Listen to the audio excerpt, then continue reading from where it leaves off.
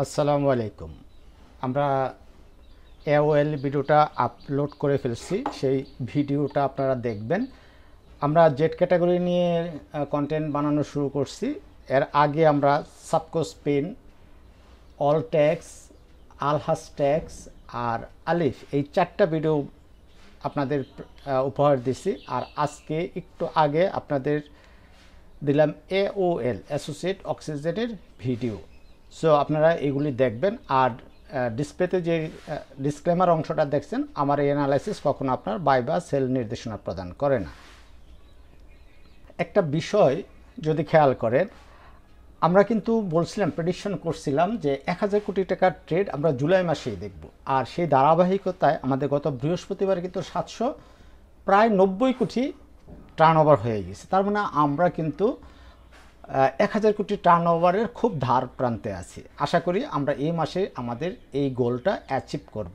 তারপরে আমাদের next achieve আমাদের 1500 কোটি টাকার ট্রেড, তারপরে আমাদের অ্যাচিভ হলো 2000 কোটি টাকার ট্রেড। এবং বাংলাদেশে এই শেয়ার বাজার যেই ফুরফুরা অবস্থায় আছে, যেভাবে বাজার চলতেছে, আমার তো মনে হয় যে আমরা যারা লস করছি, ক্যাপিটাল লস করছি, সেই ক্যাপিটাল লস রিকভারি হতে খুব একটা বেশি সময় নেবে না। সো প্রপার টাইমে, প্রপার স্টকে, প্রপার জায়গায় যদি আমরা বাই করতে পারি এবং সঠিক সময়ে আমরা সেল করে সেক্টর চেঞ্জ করতে পারি বা ক্যাটাগরি চেঞ্জ করতে পারি, তাহলেই আমাদের কাঙ্ক্ষিত লক্ষ্যে আমরা পৌঁছতে পারবো। যেমন সব সেক্টর মিলিয়ে জেট ক্যাটাগরি আমরা সুইচ করলাম জেট ক্যাটাগরিতে। সো এখন কিছুদিন হয়তো এই জেটের ট্রেন্ড থাকবে। সেই ট্রেন্ড যতক্ষণ থাকবে ততক্ষণ আমরা এই জেটে থাকবো। পাশাপাশি অন্যান্য এই ক্যাটাগরি, বি ক্যাটাগরি যে পড়ে যাবে, বি ক্যাটাগরি, ওগুলি আমাদের প্রফিট দেবে না তা না।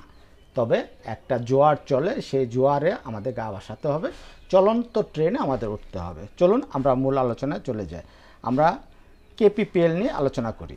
আমরা গত 13ই জুন একটা অ্যানালাইসিস দিছিলাম এই কেপিপিএল নিয়ে, যেখানে আমরা বলছিলাম 13ই এই হলো 15 জুন আমাদের হয়েছে, ট্রেড শুরু হয়েছে। আমরা বলছিলাম যে 18 টাকার উপরে ক্লোজিং দিলে আমরা শেয়ার এন্ট্রি নেব। তাহলে এই 15 তারিখ, 15 জুনে, 13 তারিখে যেহেতু দিচ্ছে, 15 জুনে আমাদের 18 টাকার উপরে ক্লোজ দেয় নাই, 17 টাকা 90 পয়সা আমাদের ক্লোজ দিচ্ছে। আমরা তাহলে শেয়ারটা কিনি নাই। কিন্তু তার পরবর্তীতে আমাদের এই একটা প্যাটার্ন তৈরি হয়েছে, এটা ফলোইং ওয়েজ প্যাটার্ন। এই প্যাটার্ন অনুযায়ী শেয়ারটা যখন ব্রেকআউট দেয়, তার প্রাইসটা উপরে উঠবে। এই যে এই দিনে আমাদের ব্রেকআউট দিচ্ছে, ব্রেকআউট দিয়ে 3 দিন কারেকশন করে আবার সে উপরে উঠতে চাচ্ছে। তার আমরা প্রপার জায়গায় আছি, সুন্দর জায়গায় আছি। আমরা যারা এইখানে 18 টাকার উপরে ক্লোজিংয়ে আমরা বাই দিছি, তারাও ঠিক আছে। সো এখন আমরা যারা নতুন এন্ট্রি দেব, তাদের জন্য নতুন করে আমি ট্রেড প্ল্যান সাজিয়ে দিচ্ছি। আমাদের ট্রেড প্ল্যানটা হলো এরকম: আমরা 18 টাকা 70 পয়সার উপরে ক্লোজিং নিশ্চিত হলে আমরা বাই করব। আমাদের স্টপ লস হলো 16 টাকা 50 পয়সা। আমাদের রিস্ক রিওয়ার্ড রেশিও কি 1:4। আমাদের এবার যেহেতু এখানে অ্যাকুমুলেশন হয়ে উঠতেছে, সেই অনুযায়ী আমাদের এই যে 20 টাকা 50 থেকে 22 টাকা 50 এই জোনটাতে আর বাধা পাবে না, সরাসরি সে উঠে যাবে এই জোনে। এই জোনটা কত? 27 টাকা 20 থেকে 29 টাকা পর্যন্ত। এবং আমাদের ফাইনাল জোনটা হবে 35 টাকা পর্যন্ত। তারপরে আরও কিছু হতে পারে, সেটা অন্য হিসাব, অন্য সময় আমরা বলবো। তারপরের স্টকটা হলো বিডি ওয়েল্ডিং। দেখেন, আমরা বিডি ওয়েল্ডিং নিয়ে আমরা একটা ভিডিও করছিলাম। এই ভিডিওতে আমরা বলছিলাম, যেভাবে বলা হয়েছিল এক্সাক্ট ওইভাবে এখনও যাচ্ছে। দেখেন, আমরা এইখানে এটা ড্র করছিলাম যে এই জায়গা থেকে একটা রেজিস্ট্যান্স সে ফেস করতে পারে, করে এই দিকে হয়তো আসবে এবং সে এইখানে উঠে সে একটা লাল ক্যান্ডেল দিছে। কিন্তু লাল ক্যান্ডেল দিলেই যে সে এখন নিচে আসবে এইরকম না, কেননা এখন হলো জেড ক্যাটাগরি এখন ট্রেন্ডে আছে। সো আগামী দিন রবিবার থেকে আবার সেটাকে গ্রিন ক্যান্ডেল দিয়ে উপরে উঠে যেতে পারে। আর উপরে যখন উঠবে, এই 13 টাকার আশেপাশে সে রেজিস্ট্যান্স ফেস করবে। তাই আমরা নতুন করে আমরা ট্রেড প্ল্যান করতেই পারি। মূল কথা হলো, আমাদের এই অ্যাকুমুলেশন জোনটা সে ব্রেকআউট করছে, ব্রেকআউট করে সে উঠে গেছে। এখন সে হয়তো আসলেও আসতে পারে এইটুক পর্যন্ত 10 টাকা 30 পয়সা পর্যন্ত হয়তো আসলেও আসতে পারে। আমরা তাই এই 10 টাকা স্টপ লস ধরে অথবা আমরা 10 টাকা জি, আমরা 10 টাকা স্টপ লস ধরে আমরা যতটুকু সম্ভব কম প্রাইসে আমরা এই শেয়ারটা বাই করব। তাহলে আমাদের রিস্ক রিওয়ার্ড রেশিও কত হয়? 1:4। তার মানে খুব ভালো একটা সুযোগ আছে এই বিডি ওয়েল্ডিং থেকে আমরা 4 গুণ প্রফিট করার। এখন আমরা অ্যাটলাস বাংলার ভিডিওটার যে কমেন্ট সেকশন সেখানে যাব। আমরা 15 জন মানুষের কমেন্ট পাইছি। তো প্রথমে আসসালামু আলাইকুম টিচার। ওয়ালাইকুম আসসালাম। টিচার না ভাই, ভাইয়া, ভাই ডাকবেন। ভাইয়া everyday want your video, thank you ভাই। এওএল নিয়ে আপনাকে আজকে ভিডিও দেওয়া হয়েছে। এমএল ডাইং নিয়েও আমরা ভিডিও করছি, সো আপনারা দেখে নেবেন।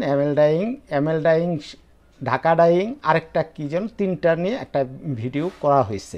সো আশা করি উত্তর পেয়ে গেছেন। অনেক আগে ফ্লোরে 104 টাকা করে আমার বাই, হ্যাঁ সমস্যা নেই ভাই, 104 টাকা করে বাই আছে। মার্কেট ভালো পজিশনে আছে এবং এই আপনার এই কী কয় অ্যাটলাস বাংলার যে ফান্ডামেন্টাল চেঞ্জ আসতেছে, সমস্যা হবে না আশা করি।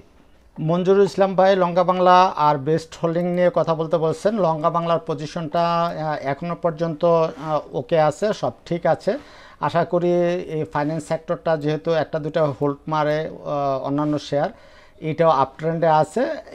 এই জায়গায় 19 টাকার আশেপাশে গিয়ে সে একটা রিজেকশন পাইতে পারে। আর বেস্ট হোল্ডিং নিয়ে আমি একটা ভিডিও বানাবো, দেখে আজকে রাতে বানাতে পারি কিনা। আমাদের পরবর্তী কমেন্টটা হলো যে মুভি ক্লিপস ভিডিও অফিসিয়াল, উনি নর্দার্ন সম্পর্কে জানতে চাইছেন। উনি একজন কন্টেন্ট ক্রিয়েটর, যদিও ভিডিও ওইরকমভাবে দিচ্ছেন না।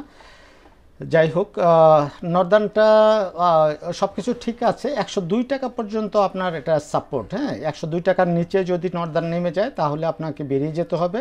আশা করি জেড ক্যাটাগরি যেহেতু শেয়ারটা নিচে নামার সুযোগ খুব কম।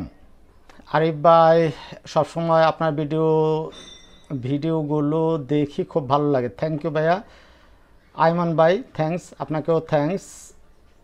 নুরুল আলম ভাই, আপনার সিনিউ বাংলা নিয়ে তো আমি আপনার প্রশ্নের উত্তর অন্য কোনো ভিডিওতে দিচ্ছি। তারপরে বলি সিনিউ বাংলা পজিশন খারাপ না, ভালো আছে, তবে ইন্ডিকেটরে একটু আরএসআই ল্যাকিংস আছে। যদি এখান থেকে সে উপরে যায়, এই যে এই লেভেলটা 45 টাকার উপরে সে ক্লোজ দিতে পারে আগামীকাল, তাহলে মনে হয় সমস্যা হওয়ার কথা না।